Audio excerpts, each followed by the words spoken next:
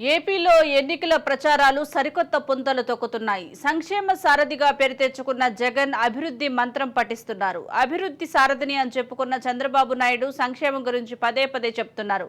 Volunteer వ్యవస్థనే serious గా తూలనాడిన పవన్ కళ్యాణ్ ఇప్పుడు వాటి గురించి పల్లెత్తు మాట అనడం లేదు. ఓవరాల్ గా అందరి స్వరం మారిపోయింది. అన్ని పార్టీలు సంక్షేమం అమలు చేస్తామని చెబుతున్నాయి. ఇప్పటి వరకు జగన్ చేపట్టిన సంక్షేమ పథకాలను విమర్శించిన చంద్రబాబు, పవన్లు సైతం యూటర్న్ తీసుకోక తప్పలేదు. ఇన్నాళ్లు అభివృద్ధిని చంద్రబాబు నమ్ముకున్నారు. కానీ అభివృద్ధితో పాటు సంక్షేమ పథకాల విషయంలో హామీలు ఇస్తే గానీ ప్రజలు నమ్మే స్థితిలో లేరని గుర్తించారు. అందుకే తాము అధికారంలోకి వస్తే జగన్కు మించిన పథకాలు అందిస్తామని చెబుతున్నారు. సూపర్ 6 పథకాలతో పాటు కీలక అంశాలతో చంద్రబాబు చేస్తున్న ప్రకటనలు, ఇస్తున్న హామీలు చూస్తుంటే ఆయన యూటర్న్ తీసుకున్నట్లు తెలిసిపోతుంది. అటు పవన్ కళ్యాణ్ సైతం సంక్షేమ పథకాల విషయంలో కీలక ప్రకటనలు చేస్తున్నారు.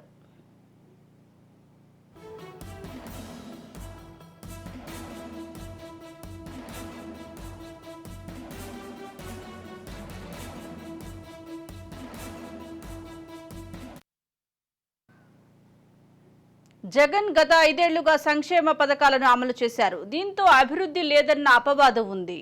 అటు విపక్షాలు సైతం జగన్ను టార్గెట్ చేసుకున్నాయి. ఉచిత పథకాలు మాటున ఏపీని శ్రీలంక మాదిరిగా మార్చారని, 20 ఏళ్ల పాటు ఏపీ వెనక్కి వెళ్లిపోయిందని, దీనంతటికీ నగదు పంచుడే కారణమని చంద్రబాబుతో పాటు పవన్ ఆరోపించారు. అయితే పెద్ద ఎత్తున సంక్షేమ పథకాలు అమలు చేసి జగన్ ప్రజలకు దగ్గరయ్యారు. సంక్షేమ పథకాలు కొనసాగాలంటే జగన్ మరోసారి అధికారంలోకి రావాలని వైసీపీ ప్రచారం ప్రారంభించింది. అభివృద్ధి లేదని గుర్తించిన వారు తప్పకుండా జగన్ను వ్యతిరేకిస్తారు.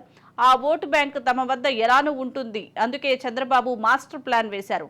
జగన్కు మించి సంక్షేమ పథకాలు ప్రకటిస్తున్నారు. పెన్షన్ విషయంలో కీలక ప్రకటన చేశారు. తాము అధికారంలోకి వస్తే పెన్షన్ మొత్తాన్ని 4,000కు పెంచుతామని, బీసీలైతే 50 సంవత్సరాలకే పింఛను ఇస్తామని, అది కూడా ఏప్రిల్, మే, జూన్ పింఛన్లతో కలిపి ఇస్తామని చంద్రబాబు ప్రకటించారు. అటు వాలంటీర్లను సైతం కొనసాగిస్తామని, వారి వేతనం 5,000 నుంచి 10,000 రూపాయలకు కూడా పెంచుతామని కూడా చెప్పుకొచ్చారు.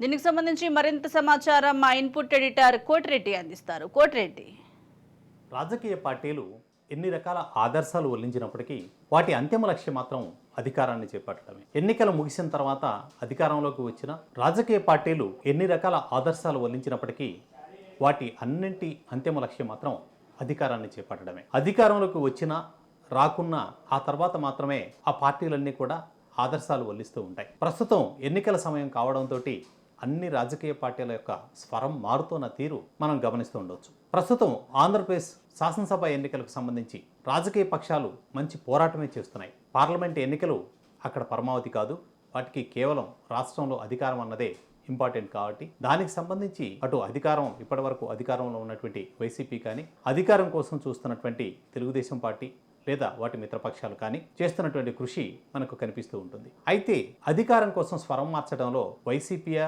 తెలుగుదేశం, జనసేన, బీజేపీ ఇలా పార్టీలతో సంబంధం లేదు. అందరూ నాయకులది ఒకే బాట, ఒకే తీరు. ఎందుకంటే అధికారం గనక చేజారిపోతే లేదా అధికారాన్ని అందుకోకపోతే మరోసారి అవకాశం రావడానికి మళ్ళీ 5 ఏళ్ల సమయం వేచి ఉండాలి. అప్పటికి పరిస్థితులు ఎలా ఉంటాయో తెలియదు.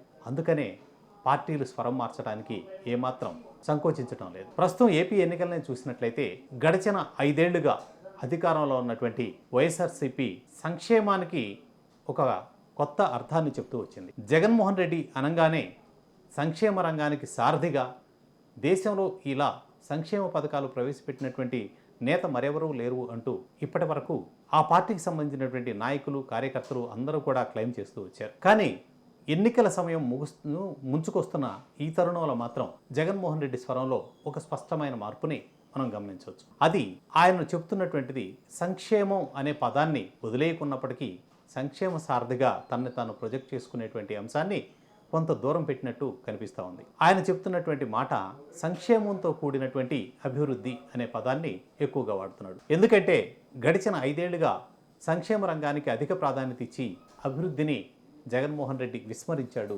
అని విపక్ష పార్టీలన్నీ విమర్శిస్తూ వచ్చాయి. అందుకే ఆ అభివృద్ధి అనే పదాన్ని సంక్షేమానికి జోడించి సంక్షేమంతో కూడిన అభివృద్ధి, ప్రతి కుటుంబానికి అభివృద్ధి, ప్రతి కుటుంబం అభివృద్ధి చెందింది, అందుకు తాను చేసినటువంటి పథకాలే ప్రయోజనం కలిగించాయి, రాష్ట్రాన్ని ముందుకు తీసుకువెళ్ళడానికి, ప్రతి పేదవాడిని సంపన్నుణ్ణి చేయడానికి అనేటువంటి స్వరాన్ని ఆయన వినిపిస్తున్నారు. ఈ మాటలు ప్రతి సభలోనూ, ప్రస్తుతం జరుగుతున్నటువంటి బస్సు యాత్ర ప్రతి సభలో, అంతకుముందు జరిగినటువంటి సిద్ధం సభల్లో కూడా జగన్మోహన్ రెడ్డి ప్రయోగిస్తున్నటువంటి మాట.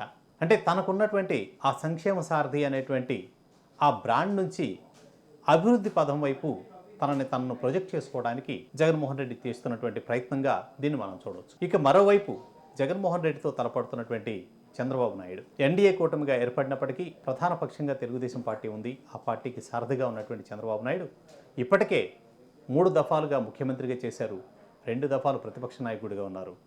సో 14 ఏళ్ళు ముఖ్యమంత్రిగా చేసినటువంటి వ్యక్తి ప్రస్తుతం అతనుకు ఉన్నటువంటి ఒక బ్రాండ్ ఇమేజ్ ఇప్పటి వరకు కూడా అభివృద్ధికి చంద్రబాబు నాయుడు పర్యాయ పదంగా అన్ని చోట్ల వినిపిస్తూ వచ్చారు. సాంకేతిక రంగాన్ని కొత్త పుంతలు తొక్కించారని, అలాగే హైదరాబాద్ వంటి చోట్ల హైటెక్ సిటీ తోటి, అలాగే ఆర్థిక సంస్కరణల్ని ఉపయోగించుకొని టెక్నాలజీ మొత్తాన్ని కూడా ప్రవేశపెట్టడంలో అభివృద్ధి సారథిగా చంద్రబాబు నాయుడిని ఆ పార్టీ వర్గాలు, ఆ పార్టీని నమ్ముకున్నటువంటి వాళ్ళు, పార్టీ శ్రేయోభిలాషులు, అభిమానులు కూడా కీర్తిస్తూ వచ్చారు. కానీ అభివృద్ధి అనే పదం పూర్తిగా తనను ఇప్పుడు గట్టెక్కించేటువంటి అవకాశం లేదనుకున్నారేమో తెలియదు. కానీ మొత్తం మీద చంద్రబాబు నాయుడు స్వరంలో ఆ అభివృద్ధి అనే పదం ప్రాధాన్యత తగ్గిపోయి జగన్మోహన్ రెడ్డిని టార్గెట్ చేస్తూనే ఆయన సంక్షేమం గురించినటువంటి హామీలనే విపరీతంగా ఇస్తూ వచ్చారు. ఉదాహరణకి సూపర్ 6లో ఇస్తున్నటువంటి హామీలన్నీ చూస్తే అన్ని సంక్షేమానికి సంబంధించినవే ఉన్నాయి తప్ప అభివృద్ధికి సంబంధించినటువంటి అంశాలు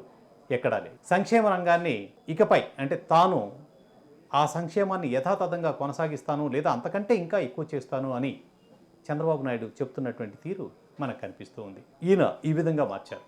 ఇక 2 పార్టీల వైపు నుంచి మనకు కనిపించేటువంటి ఇంకొక ప్రధానమైనటువంటి అంశం, అటు వైసీపీ కానీ లేదా ఎన్డీఏ కూటమిగా ఉన్నటువంటి తెలుగుదేశం పక్షాలు కానీ 2 వైపుల నుంచి గడిచిన 5 ఏళ్ళు దాదాపుగా 4.5 సంవత్సరాల కాలం రాజధాని అంశం చాలా తీవ్రంగా ప్రజల మధ్య నానేలాగా 2 పార్టీలు చేస్తూ వచ్చాయి.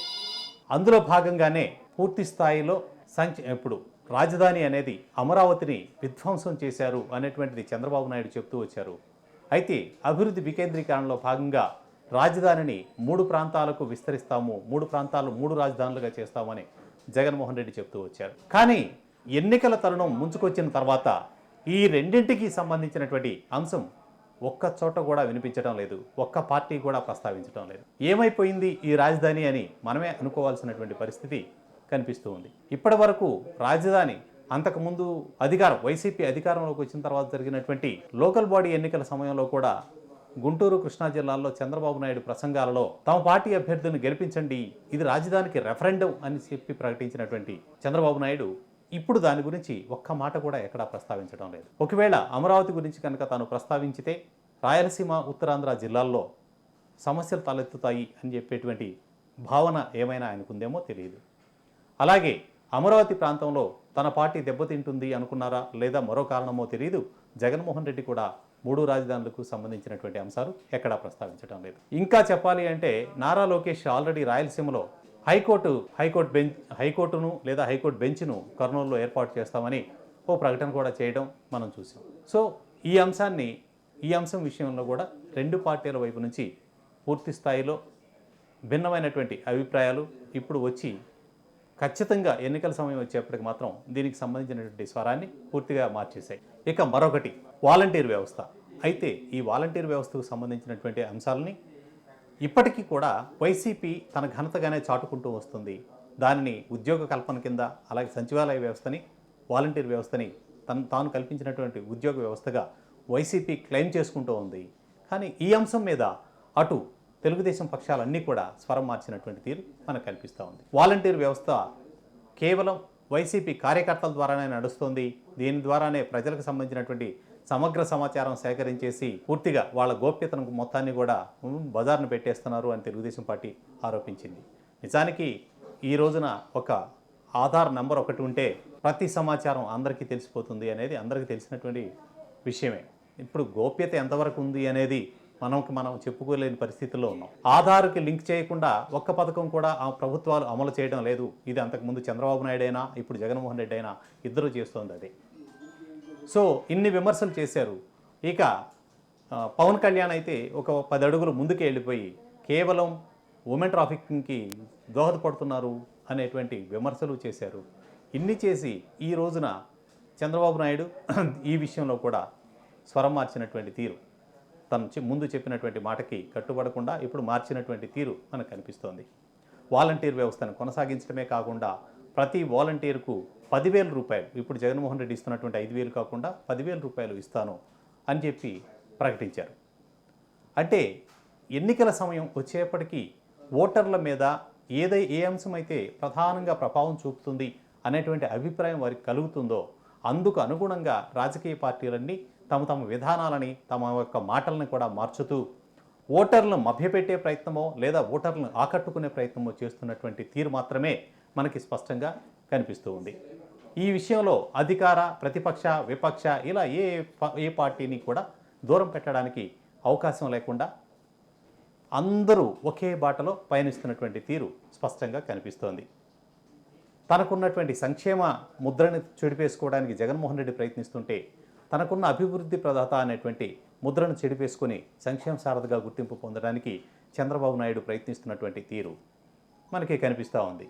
ఇక ఈ రెండింటి మధ్య పొత్తులో ఉన్నటువంటి తెలుగుదేశం పార్టీతో పాటు ఎన్డీఏ కూటమికి సంబంధించి ఇక బీజేపీకి సంబంధించి రాష్ట్రంలో పెద్దగా ప్రభావం లేదు కాబట్టి ఇప్పుడు పొత్తు ప్రభావం లేదా మోడీ వేవ్ కొంతవరకు ఉపయోగపడ్డప్పటికీ ఉమ్మడి ఎజెండా ఇంకా ప్రకటించలేదు కాబట్టి కొత్త అంశాలు ఏమైనా చేర్చుతారేమో తెలియదు.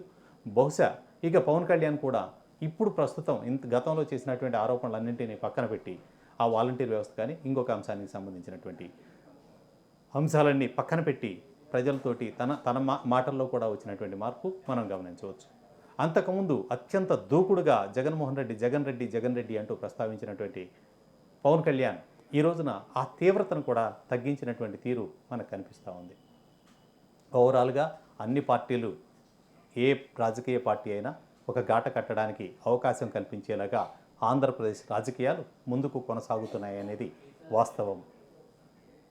ఇదే ప్రస్తుతం మనకు కనిపిస్తున్నటువంటి చిత్రం.